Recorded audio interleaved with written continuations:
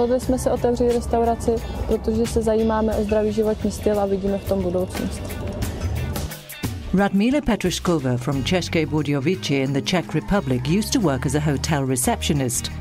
However, she became dissatisfied with the routine and wanted a new challenge.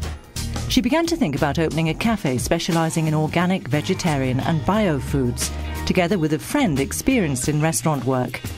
They thought it was lacking in their town. A programme co-funded by the European Union through the European Social Fund helped them get the idea off the ground.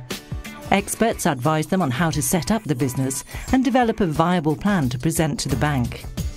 The cafe opened in early 2008 and the fresh and healthy cuisine has proved a big hit. They already have a regular clientele and are planning to expand soon. Na začátku jsem nevěděla, kolik práce to bude obnášet, ale jsem ráda, že jsem se takto rozhodla, protože můžu být svým vlastním pánem.